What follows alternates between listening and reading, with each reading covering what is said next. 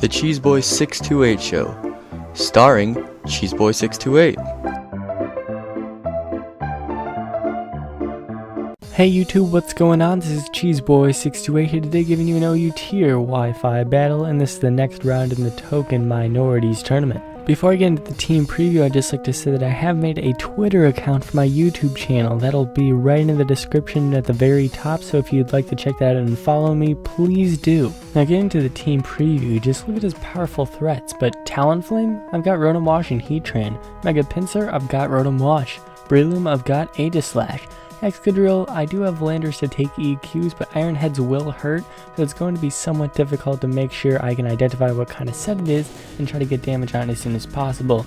His walls look like the defensive core of Sableye and Melodic, and those can be pretty bulky with some investment, so it's going to be difficult to wear them down a little bit. Rocks will be very nice to set up, as his Talonflame will be super weak to them. His Pinsir will be super weak as he Mega Evolves. I may break a Breloom's potential Sash, and it'll put a lot of potential pressure on his Excadrill, which possibly will allow me to wither it away a bit. But let's see how this battle goes. I'd also like to point out that my opponent is actually a member of the TheTokenMinorities, and it turns out he's quite the battler. So he has his Breloom, and I'm going to just Mega Evolve and go for the Fake Out his first turn. Just going to see how he plays a bit to see if he's going to be a super over predictor or he's just going to make the correct play, just going right to his Sableye. Yes, Sableye is going to take just about everything this Mega Metagym has to offer except for Bullet Punch. That's going to be annoying to stay in on, so I'm definitely going to go right to my Sableye. Now he makes a great play, goes right to his Breloom, so this is how I figure out how he plays. He's definitely quite the predictor, he's definitely willing to make a ton of risks. So as you saw, he double switched to his Breloom as I brought in my Heatran, and since I'm not Scarfed, there's no way I'm going to outspeed. I need to pick something for Sleep Fodder or to take a Mach Punch, which I knew pretty much he's not going to go for Mach Punch as I have my Aegislash. So I riskily brought in my B-Sharp to take the Sleep, went an Aegislash to take whatever Breloom has to offer, and then now I'm in a really free position to just go for a Shadow Ball and try to damage something pretty hard. Now he brings in his Melodic, which is his special wall, so it makes sense, but it's about 40%, and then he gets the Spidef drop. He actually goes for the recovery here, probably predicting me to King Shield, because I don't want to take a Scald in my offensive form, but this Shadow Ball is doing a ton of damage. Now this is really weird, because I'm expecting he's not going to want to stay in because he'll eventually get a Spidef drop. So okay, that'll be fine.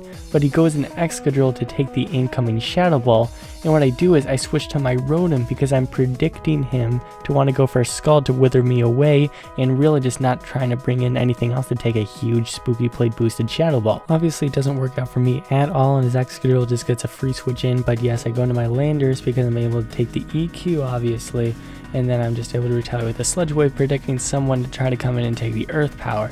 But now I am no longer immune to this Excadrill's Earthquakes, and everything on my team is going to have to take them because he switches me the Iron Ball.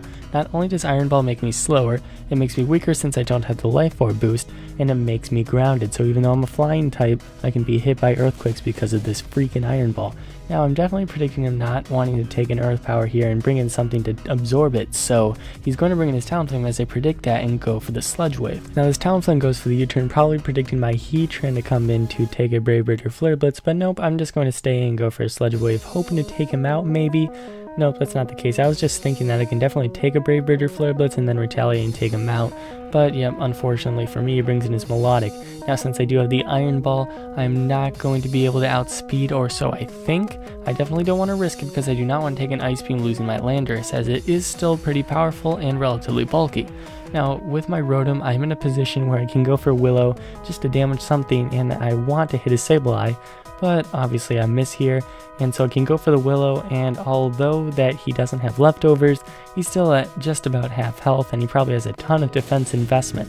Now it goes for the Trick, which is pretty annoying because at this point, this Life Orb is going to cripple me a decent amount, because this way I won't be recovering any health, as his Mega Pinsir could really hurt me quite a bit with these early boosted returns. Now I was going to bring in his Excadrill, and so here I almost think I make somewhat of a misplay, because this is my only counter to his Mega Pinsir, and I just let it go down because I wasn't really thinking about my Landorus. Now what's kind of interesting is he's going to withdraw now, probably thinking that I'm going to be able to live an Earthquake, but the thing is, honestly, I didn't even think about having the Iron Ball anymore at this point. It was more of just thinking that maybe he's going to predict around with the Earthquakes as he did last time, just going for the safe Earthquake to hit my Landorus. But I also see that he seems to switch out after EQs every time, which it may just be because my Landorus is naturally faster, but at this point maybe he finds my Landorus to be a threat as it is pretty naturally bulky, and maybe his Excadrill is scarfed, because I don't think I saw Life Orb recoil. Anyway, I go for the safe fake out here on this Melodic, and this high jump kick is going to hurt. Now here's a huge play. Hugest play of the game. He brings in his pincer, which I think is his win condition. I would have done over 75% to that pincer, and I miss the high jump kick.